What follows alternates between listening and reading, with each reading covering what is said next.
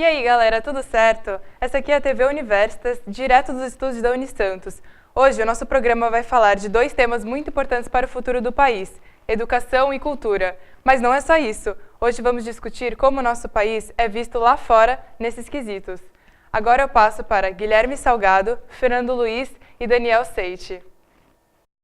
Muito obrigado, Clara, e bom dia a todos. Hoje eu estou aqui com o Fernando e com o Daniel. E durante essa manhã de hoje a gente conversou um pouco com o professor de História Reinaldo Martins. A gente conversou principalmente sobre cultura e educação e como o Brasil é visto no cenário internacional. Fernando, Daniel, o que vocês puderam trazer para a gente hoje? Olha, Guilherme, o Reinaldo é um grande profissional, um grande entendimento, não só na questão educacional, por ser professor, na questão teórica que se refere à história, mas também eu vi que ele tem uma sensibilidade muito grande para trabalhar com questões culturais. E eu vi assim um desenvolvimento bastante crítico do que se refere à situação artística cultural do Brasil hoje, ainda mais embasada pela história tão rica da cultura desse país, que é o Brasil, né, que tem uma história musical muito forte, principalmente depois da década de 30, com o surgimento de algumas vanguardas do samba. Então, foi uma conversa bastante produtiva. De fato, o Reinaldo ele tem um conhecimento muito abrangente, não só no se trata da matéria, né, que ele tem formação em história, mas também ele ocupou cargos políticos, ele teve um conhecimento muito acima do que só apenas a formação dele, a formação superior dele. Bom, se vocês me permitem, eu gostaria de compartilhar um pouco que eu conversei com ele hoje. A pauta principal do meu grupo foi a educação. A gente citou como que a gente podia trazer projetos internacionais e como que nós somos vistos no contexto mundial, principalmente no quesito em educação. E a resposta dele foi o que a gente já esperava, o pior possível. A nossa educação, como nós já sabemos, é muito fraca. Mas eu passei para ele alguns exemplos de, por exemplo, uma escola de Águas de São Pedro, que tem um IDH, a cidade tem um IDH de educação parecido a algumas capitais europeias, alguns países da Europa. E ele falou que, na verdade, junto com o presidente da OCDE e do PISA, eles compartilham a mesma opinião, que na verdade nós temos recursos para educação, mas eles são mal distribuídos, né? E unir projetos do Brasil com projetos internacionais seriam muito eficientes para que nós tivéssemos uma melhora da educação. Eu acho que foi muito interessante essa conclusão que a gente conseguiu chegar. Fernando, o que você conversou sobre cultura? Qual foi o foco principal?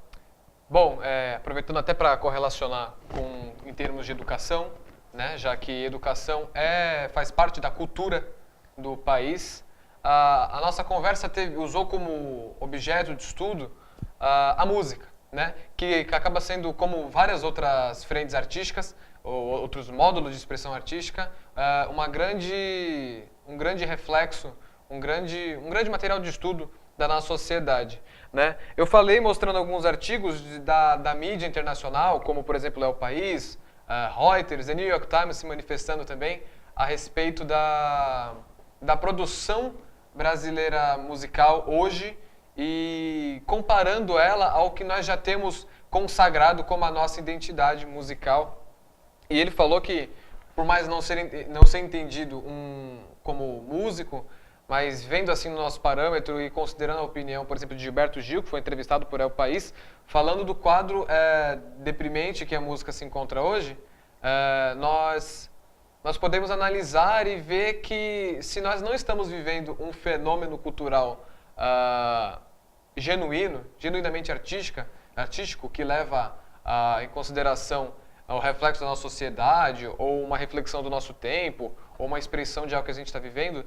Estamos vivendo com a música pop agora, Anitta, Ludmilla, o pessoal que está fazendo sucesso atualmente. Isso é, no mínimo, um processo de fermentação do que será um grande fenômeno cultural. Se já não está sendo, é lógico, né? É, no mínimo, um processo de formação de algo que em breve vai ser dado como a nossa cultura pop contemporânea. Assim como na Colômbia estourou Shakira e tem se estourado outros artistas latinos no mercado internacional da música pop e eletrônica e outros módulos de música também. Então você diria que no Brasil está surgindo uma nova vertente musical, talvez?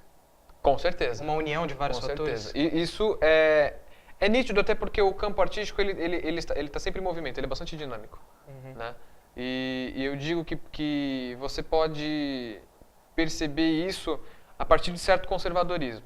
a partir de perceber o que de fato se consolidou na nossa cultura, MPB, samba, o nosso jazz, o jazz brasileiro, bossa nova, né? E o que é efêmero, o que se perde.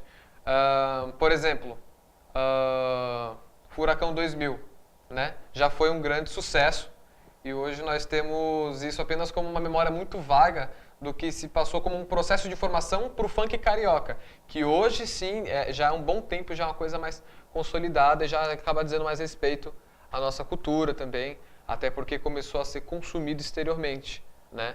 E daí vem o apego da mídia estrangeira em partes por esse tópico da nossa produção cultural no campo da música, nesse caso. Muito legal. E você, Daniel, conta um pouco da sua conversa. Qual foi o foco principal? Então, igual você, Guilherme, eu conversei com ele sobre educação, como é visto por pessoas de fora. E eu comentei com ele sobre uma matéria do The Guardian, sobre a educação brasileira, no qual eles estranhavam que no Brasil, primeiramente as pessoas optavam pela educação privada, e também eles afirmaram que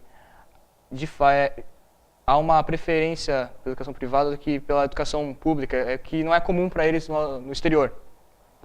E também estranharam o fato de aqui ser mais um privilégio do que um direito. E aí o professor Reinaldo comentou que, de fato, no Brasil a maior parte das coisas é mais um privilégio do que um direito, porque o serviço público realmente, embora ele englobe, ele tem uma grande abrangência, não quer dizer que seja de qualidade. E deu o exemplo da ditadura, que durante a ditadura, a educação pública ela era boa, mas ela era muito restrita, não tinha para todos. E depois, após a ditadura, ela ficou assim, mais geral, ela abrangeu um público maior, uma população maior, porém ela perdeu o nível de qualidade. Aí as pessoas, a classe média que frequentava, tinha acesso à educação pública, ela teve condições de ir para colégios particulares e colocou seus filhos em colégios particulares. E aqueles que não tinham condição de adquirir, né, de frequentar um colégio particular, continuaram frequentando colégios públicos, que logo eles abrangiam uma parte da população maior, porém era uma qualidade inferior. Foi a partir daí que passou a ser um privilégio, né? Um privilégio, foi um privilégio. Na verdade, antes já era exclusivo, né, era mais difícil. Mas durante a ditadura, ou antes, sempre existiu colégio particular, porém, segundo o professor, era apenas para elite. E depois da ditadura passou para a classe média.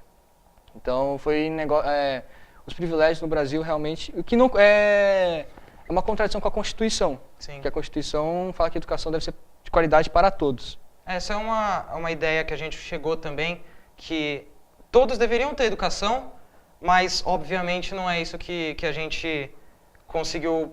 Não é isso que acontece no nosso cenário atual, né? Não é um direito. Não é um direito. Acaba sendo um privilégio mesmo. Todos têm acesso à educação. Educação de qualidade nem tanto. Também adicionando acesso à educação e acesso à cultura. Né? Cultura. Sim. Porque muitas vezes é responsável pela perda de consciência do nosso passado cultural, que também é nosso passado histórico, que também faz com que de vez em quando nós ouçamos alguns absurdos, alguns atentados falados contra a nossa democracia, talvez seja fruto disso também.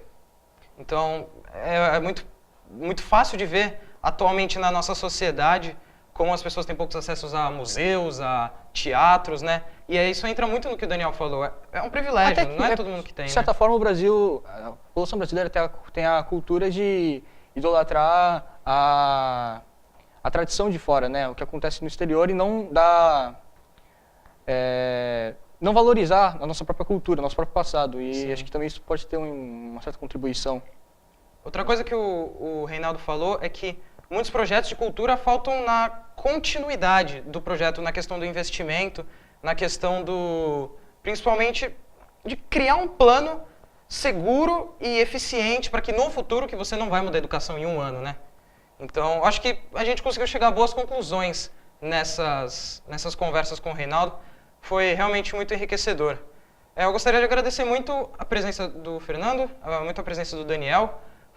Eu acho que essa manhã a gente teve uma conversa de extrema qualidade com o Reinaldo, um trabalho em grupo essencial para o nosso desenvolvimento pessoal e, futuramente, esperamos que para o desenvolvimento do nosso país. Um bom dia a todos, eu gostaria de agradecer aos telespectadores também pela audiência. E é isso, muito obrigado.